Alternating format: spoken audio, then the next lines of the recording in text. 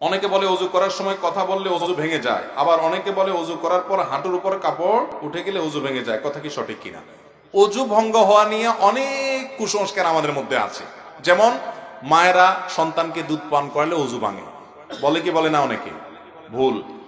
তারপরে বিড়ি সিগারেট খাইলে ওযু ভাঙে, এটাও ভুল। বিড়ি সিগারেট খেলে ওযু ভাঙবে না, ভাঙবে তাকওয়া। আরো বড়টা, ওযু ভাঙলে তো এমন কোনো অসুবিধা ছিল না, গুনাহ হবে না। ওযু ভাঙা তো গুনার কাজ না, কিন্তু তার কি ভাঙবে? তাকওয়া ভেঙে যাবে, আমল ভেঙে যাবে, গুনাহ হবে। হাঁটুর উপরে কাপড় উঠলে অনেকে বলে ওযু ভাঙবে না, এটাও ভুল। হাঁটুর উপর কাপড় যদি মানুষের সামনে উঠান আপনি ইচ্ছাকৃত, তাহলে তো সতর খুললেন, আপনি হারাম কাজ করলেন, আপনার তাকওয়া ভেঙে গেল, আমল ভেঙে গেল। ওযু ভাঙবে না। ওযু ভাঙলে তো এমন কোনো দোষ ছিল না। তেমনি ভাবে আপনার অনেকে মনে করে যে ওযু করার পর কথা বললে ওযু ভেঙে যায়। মহিলারা ওযু করে আসার সময় অন্য কোনো পুরুষের নজরে পড়ে গেলে ওযু ভেঙে যায়।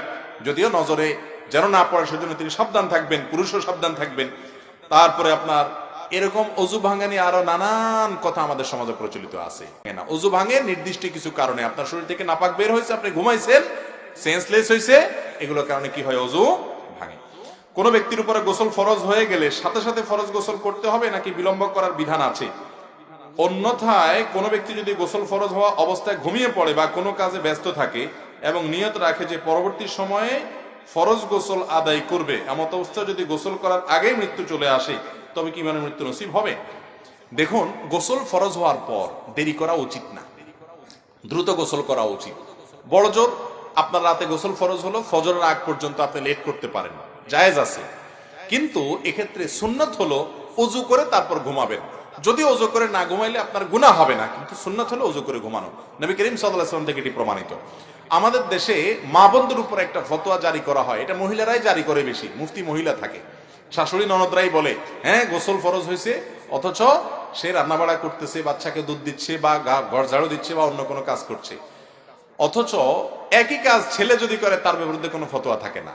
যত ভুলভাল ফতোয়া, উল্টা পাল্টা মাসআলা সব মহিলার উপরে কার্যকর করা হয়, আর মসজিদের ইমাম সাহেবের বিরুদ্ধে মুসল্লিরা করে। এই দুই জায়গায় মহিলারা করে মহিলাদের উপরে, শ্বশুরবাড়ির লোকেরা, আর মুসল্লিরা সব মিলে হুজুরের বিরুদ্ধে লাগে। যত মাসআলা আছে সব বাইর করবে উল্টা পাল্টা। যাই হোক, তো গোসল ফরজ হলে অন্যান্য কাজ করা যাবে, কিন্তু তার আগে একটু উযু করে নিয়ে করতে পারেন। এরপরে নামাজের ওয়াক্ত যখন হবে, নামাজ পড়তে হবে, তার আগে আগে অবশ্যই গোসল করে ফেলতে হবে, ফরজ। কিন্তু ওই পর্যন্ত আপনি বিলম্ব করতে পারেন, মাঝখানে ওযু করে অন্যান্য কাজ করবেন। আর যদি ওযু ছাড়াও করেন তাতে বড় কোনো গুনাহ হবে না, ওযু আপনার হয়ে যাবে।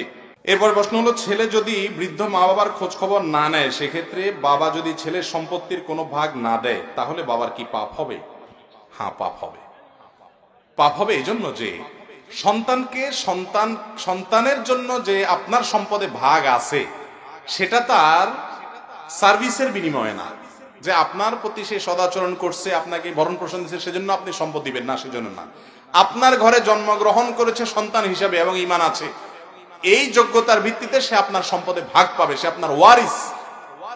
আল্লাহ রাব্বুল আলামিন বলেছেন, আবাউকুম ওয়া আবনাউকুম লা তাদরুন আইয়ুকুম আকরাবু লাকুম নাফআ, তোমাদের সন্তান বাপ মা কে তোমাদের উপকারে বেশি আসবে তোমরা জানো না।